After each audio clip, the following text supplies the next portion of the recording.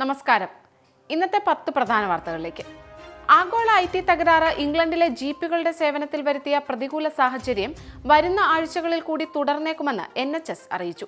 തിങ്കളാഴ്ച അപ്പോയിന്റ്മെന്റുകളുള്ളവർ സർജറിക്ക് എത്തണമെന്നും NHS വ്യക്തമാക്കി. സർക്കാർ മേഖലയിലെ തൊഴിൽ സംവരണത്തിനെതിരെ വിദ്യാർത്ഥികൾ നടത്തുന്ന പ്രക്ഷോഭത്തിൽ 123 പേർ കൊല്ലപ്പെട്ട ബംഗ്ലാദേശിൽ സർക്കാർ വെള്ളിയാഴ്ച നിശാ നിയമം പ്രഖ്യാപിച്ചു. നിയമം ലംഘിക്കുന്നവരെ കണ്ടാലുടൻ വെടിവെക്കാൻ പോലീസിന് നിർദ്ദേശമുണ്ട്. ടെൽ-അവീവിൽ ഹൂതികൾ നടത്തിയ ഡ്രോൺ ആക്രമണത്തിന് പ്രതികാരം പ്രഖ്യാപിച്ച് മണിക്കൂറുകൾക്കിടെ ഹൂതി നിയന്ത്രിത യമനിലെ ഹുദൈദ് പട്ടണത്തിൽ ഇസ്രായേൽ ആക്രമണം. ഹുദൈദ് തുറമുഖത്തോട് ചേർന്ന എണ്ണ സംഭരണ കേന്ദ്രങ്ങൾ ലക്ഷ്യമിട്ടാണ് ഇസ്രായേൽ ആക്രമണം. ഡൊണാൾഡ് ട്രംപിന് നേരെ നടന്ന വധശ്രമം നേട്ടമാക്കി മാറ്റി ചൈന.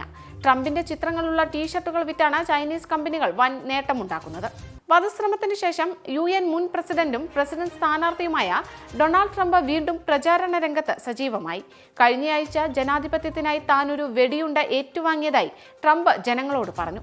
ഹരിയാന നിയമസഭാ തെരഞ്ഞെടുപ്പ് പ്രചരണത്തിന് തുടക്കം കുറിച്ച് AAP. ഡൽഹി മുഖ്യമന്ത്രിയും പാർട്ടി കൺവീനറുമായ കെജ്രിവാളിന്റെ ഭാര്യ സുനിത വമ്പൻ വാഗ്ദാനങ്ങൾ ഉൾപ്പെടുത്തിയ കെജ്രിവാൾ കി ഗ്യാരണ്ടീസ് പ്രഖ്യാപിച്ചു.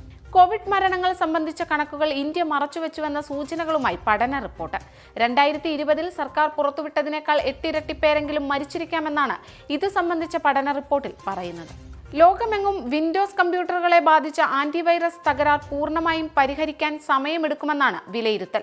ലോകമാകെ സർക്കാർ ഓഫീസുകൾ ഉൾപ്പെടെയുള്ള ഓഫീസുകൾ നിശ്ചലമാകുകയും വിമാനങ്ങൾ ഉൾപ്പെടെ റദ്ദു ചെയ്യുകയും ചെയ്ത പ്രശ്നം പക്ഷേ കേരളത്തിലെ പൊതുമേഖലയെ ബാധിച്ചില്ലെന്ന് മന്ത്രി P. രാജീവ് പറഞ്ഞു. ഉത്തര കർണാടകയിലെ ഷിരൂരിൽ മണ്ണിടിഞ്ഞു കാണാതായ കോഴിക്കോട് സ്വദേശി അർജുന് വേണ്ടിയുള്ള തിരച്ചിലിന് ആശങ്ക പടർത്തുന്നത് പ്രദേശത്ത് പെയ്യുന്ന കനത്ത മഴ. ഇന്ന് രാവിലെ രക്ഷാപ്രവർത്തനം ആരംഭിച്ചപ്പോൾ കാലാവസ്ഥ അനുകൂലമായിരുന്നു. എന്നാൽ മഴ വില്ലനായി തന്നെ പ്രദേശത്ത് തുടരുകയാണ്. ഇന്ത്യയുടെ സീനിയർ പുരുഷ ഫുട്ബോൾ ടീം മുഖ്യ പരിശീലകനായി മനോളോ മാർക്കോസിനെ തിരഞ്ഞെടുത്തു. നിലവിൽ ഇന്ത്യൻ സൂപ്പർ ലീഗ് ക്ലബ്ബായ FC ഗോവയുടെ മുഖ്യ പരിശീലക ചുമതല വഹിക്കുന്നുണ്ട് അദ്ദേഹം. ഇതോടെ ഇന്നത്തെ 10 പ്രധാന വാർത്തകൾ ഇവിടെ പൂർണ്ണമാകുന്നു.